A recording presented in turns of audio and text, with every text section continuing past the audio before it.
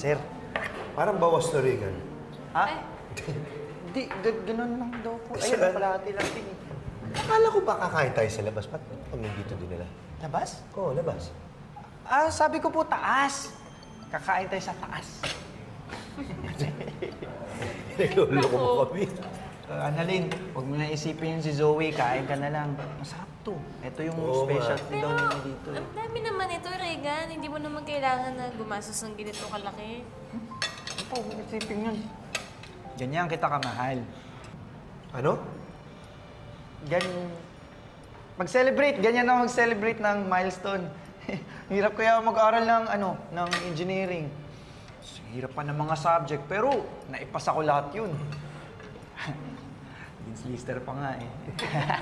Hindi ako nagmamayabang, masaya lang talaga ako. Oh, bakit di ka naman talaga nagyayabang ah? Saka dapat lang proud ka sa mga achievements mo. Eh, pinagsipagan mo yan. Oo nga. Nagsikap ka para dyan. Oo naman. Alam mo, nahawa nga ako sa ka-geniusan mo eh. Pero konti nga lang naman. Konti lang. Ganun lang. Pero maraming salamat, Annalyn, tsaka Sir Michael, ha? Kayong dalawa talaga yung una kong nilibre kasi mahalaga kayo sa akin. Oh. Salamat, Annalyn, ha? Dahil ikaw ang inspirasyon ko. Alam mo, ikaw yung unang taong nagsabi sa akin na may mararating ako sa buhay. Basta umpisahan ko lang at pagtsagaan ko lang. Tama. Kaya ginapang ko para makapag-aral talaga ako. Maraming salamat ulit, ha? Dalo po. Sige, ito naman po. Sige. Kamusta naman? Okay naman kami. Excuse me po. Pwede ko po bang madalo yung mami ko? Si Moira Tanyag po. Naku, pasensya na, miss. Hindi mo pwedeng dalawin ng nanay mo. Ha? Bakit po? Within visitation hours pa rin naman po. Ay, hindi naman sa ganon. Tulog pa kasi yung nanay mo, kaya hindi mo siya pwedeng makita. Tulog? Bakit hindi niyo na lang po gisingin? Sabihin niyo po nandito yung anak niya si Zoe po. Matutuwa po yun. Pasensya na talaga, miss. Bumalik ka na lang sa susunod na araw. Ma'am, kailangan ko po siya makita. Pakigising na lang po. Pasensya na talaga, miss. Bumalik ka na lang sa susunod na araw. Ma'am, sige na po. Hi, Zoe. Tita? Anong ginagawa mo dito? Wala naman. Namamasyal lang. Eh, ikaw, anong ginagawa mo rito? Or no, wait. Don't even answer that question. I'm sure mas gusto mong malaman kung bakit ako nandito. Well, may aso lang naman na gusto kong maparusahan. At gusto kong siguraduhin na yung asong yon ay manatili sa kulungan. Siguro naman alam mo kung sino yung asong tinutukoy ko, di ba? May ginawa ka kay Mommy? Ha? Anong ginawa niyo kay Mommy? Anong ginawa mo kay Mommy? Good day, officers. I'll see you again. Goodbye, madam. Bye, Zoe.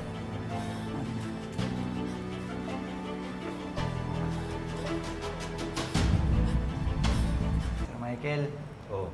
maraming salamat din. Kasi tinulungan mo ako sa ibang bayarin ko sa school. Hindi ko alam kung paano ko maitatapos kung hindi dahil sa inyo. Hindi mo ako tinulungan. Tsaka, hirap din pala talaga mag-aral, no? Ang mahal. Kaya, di balyo, sisipagan ko po para makapagtapos talaga. Maraming salamat sa inyo, Sir Michael, ha? Alam mo, Regan, walang anuman yun. Alam mo, nung una pa lang kita nakilala, kahit mukha kang makulit, nakitaan na kita ng kasipagan. Sinabi ko nga sa sarili ko kahit papano hindi masasayang yung payo at tulong na ibibigay ko sa'yo. Nakikita ko na magtatagumpay ka dyan. At alam mo, maging maligaya na ako basta matapos mo pag-aaral mo at saka maipasa mo yung board exam, okay na ako dun. Isipin mo maidikit mo sa pangalan mo yung salitang engineer. Engineer Regan Tibayan. Ha? Parang pang-action star, hindi Sabi pang niya, may engineer. dugtong eh. Maraming salamat sa inyong dalawa. Napakaswerte ko talaga na nakilala ko kayo. Tsaka, hindi kayo selfish eh. Gusto nyo rin na marating ako sa buhay. Siyempre, alam naman namin na kakayanin mo talaga eh. Ikaw po ba? Alam mo, Regan, naniniwala ko ng taong nasa baba, wala na ibang pupuntahan doon, kundi pataas. Basta may pangarap sa buhay at magandang intensyon. Pero ang taong mapagmataas, na may masamang intensyon at walang ibang iniisip kundi mang-apak ng ibang tao, pabagsak ang pagkalim. Pero kung ano man ang naabot mo, ngayon pa lang, proud na ako sa'yo.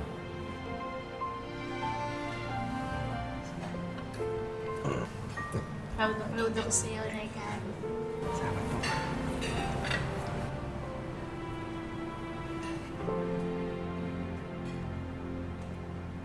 Hoy, umiiyak ka ba? Ah, wala sir. Hindi oh. Umiiyak ka eh. Wala. Oo. Ayan oh. Sige na, kain na tayo. Sige na. Thank you, Regan ah.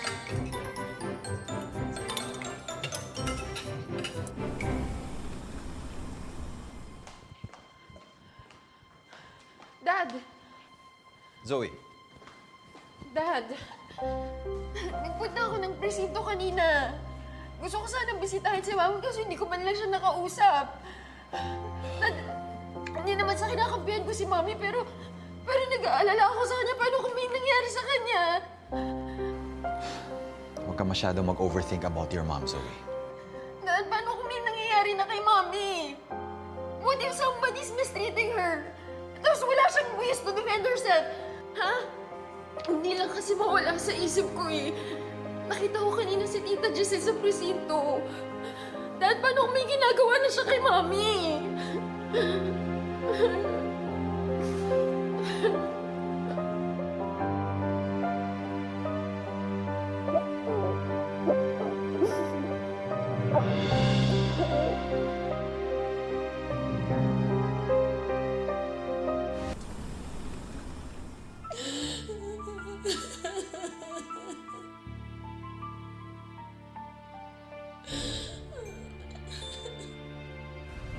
Nabubulok ka na ba, Moira?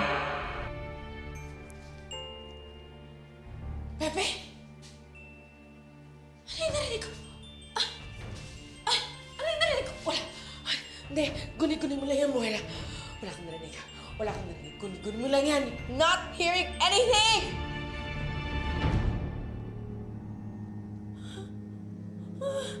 Dito ka na paglalamayan. Asan ka ba? Matanda ka, ha? Magpakita ka sa akin! Ano, patay ka na? Ha? Kaya minumunto mo ako? Asan ka ba, ha? Magpakita ka sa akin! Asan ka? Sino kausap ni Moira? Sino yung Pepe? Hindi kilala ka, Pepe? Ah, madam. Yun yata yung biyena ni Tanyag. Nasa ICU daw yun, sabi ni Chang Susan. Naku, mukhang lumuluwag na tornilyo nito. Nagde-deliryo na. Akala mo may kaaway. Papunta na to sa Baliwag, Bulacan.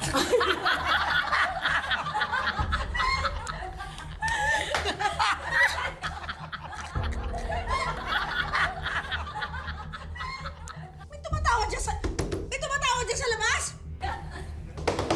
May tumatawa ba dyan sa labas?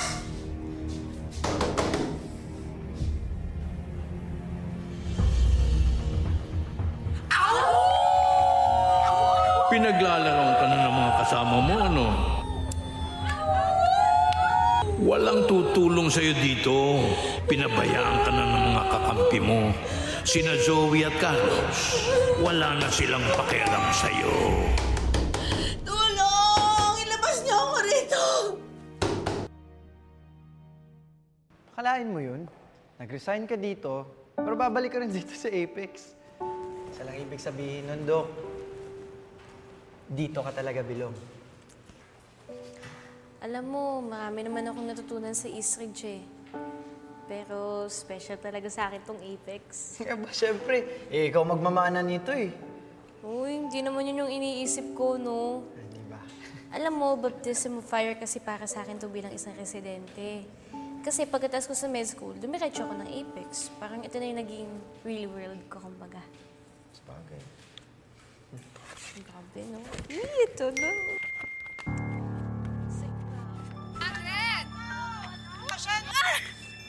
Excited ako.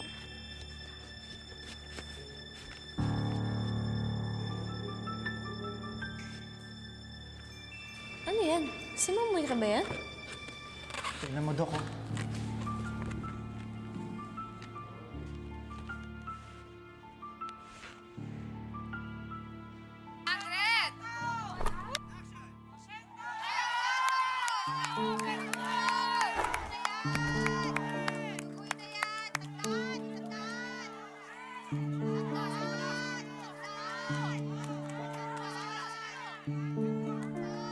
Ano? Pinapanood niyo na pala? Okay, ano? Nakakatawa si Moira, di ba? Lola, saan niyo po nakuha tong videong to? Aba, di kay Giselle mismo.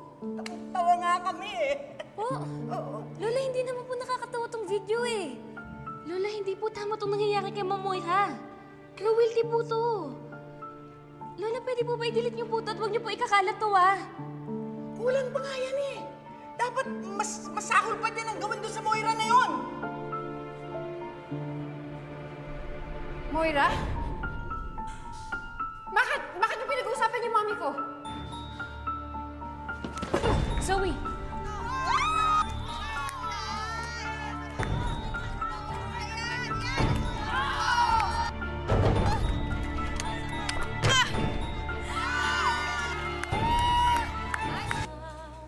Ano to? Bakit meron ganyan to? Ha? Sobre yung ginagawa kay mami dito ah! Tapos pinagtatawanan niya siya? Zoe! Zoe, hindi. Hindi namin pinagtatawanan yung mami mo. Salamat ha kung hindi niyo siya pinagtatawanan. Hindi niyo siya pinagtatawan? Paano anong ginagawa mo? Pinagkakalat mo yung video na to? Pinagkakalat niyo yung video na to? Zoe, hindi.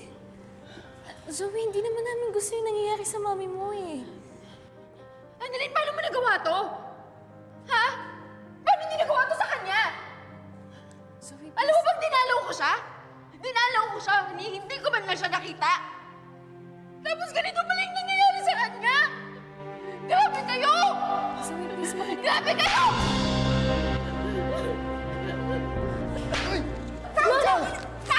Lola! Sumusobra ka na! Lola! Sumusobra ka na! Matagal ka na! Tama na, tama na! Matagal na yan! Lola! Ang puputo sinaktan mo! Narespakan kita! Chang.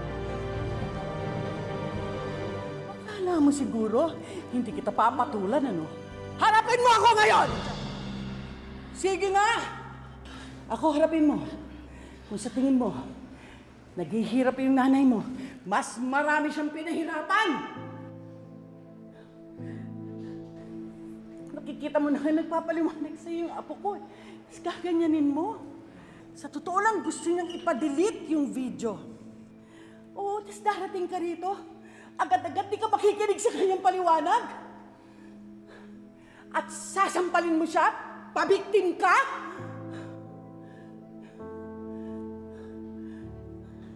Ano? Hindi ka makakibo ngayon, ano? Ha? FYI, wala akong pakialam sa nanay mo kung mapahiya siya. At FYI, wala akong pakialam sa'yo kung masaktan ka. Kung nangyayari man yun sa nanay mo, karma niya yun sa lahat ng mga kasalanan niya. Deserve na deserve niya yun. Oo, deserve niya yun. Hindi! Tanggapin mo! Kailangan tanggapin mo! Hindi! Hindi ko matatanggap na nagsasaya kayo habang nagdurusa yung mami ko. Alam niyo, if you think that she deserves this treatment, siguro, mas deserve ninyo lahat ng hirap na dinadanas niya ngayon.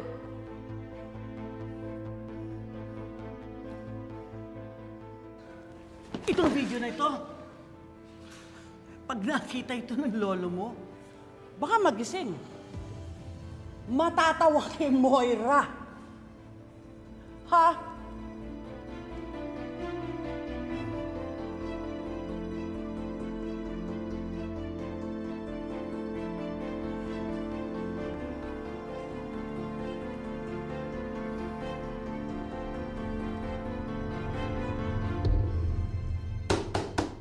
Aray ng awa! Tulong! Tulong!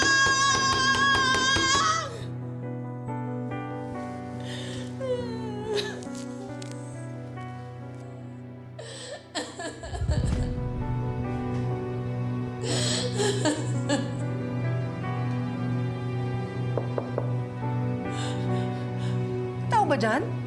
Opo! Opo! Palabasin niyo ako rito, please! Sandali, sandali. Tutulungan kita. Sandali, sandali.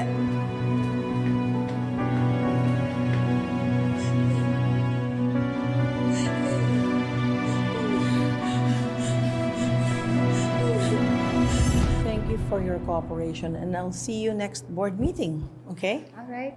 Thank you. See you, Miss Giselle. Bye. Bye. Ate, pwede ba kita makausap? Sure.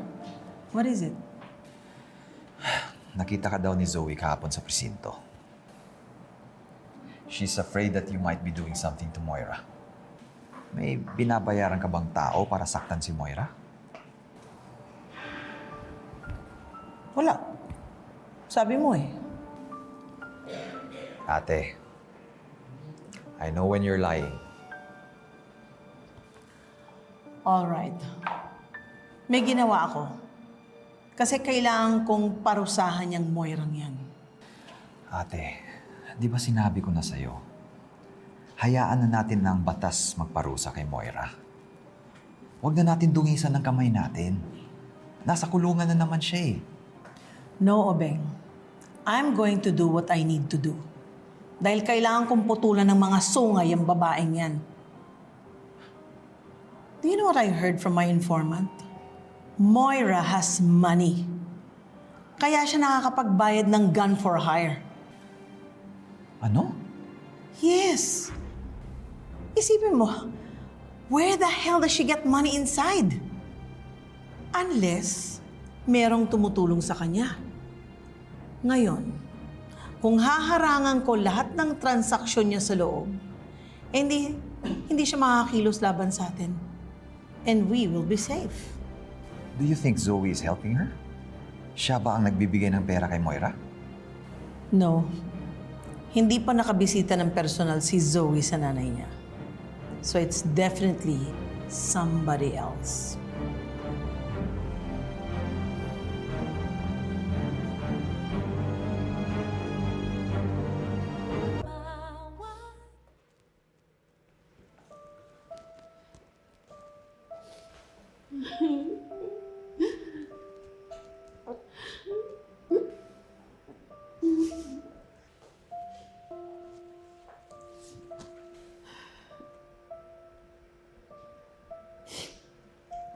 Zoe. Sorry sa nangyari kanina. Intindihan ko naman na masakit para sa'yo yung napanood mo. Sinabihan ko na rin si Lola na i-delete niya yun tapos huwag niyang ipakalat. Nangako naman siya eh. Sorry din. Sorry kung sinadjagad kita. I'm sorry na nakita mo pa yung Zoe. Sigurado ko nasasaktan ka. Siyempre, masakit talaga. Mami ko pa rin yun eh. Hindi ko man lang siya matulungan. Siguro tama nga yung lola mo. Baka nga deserve niya yun.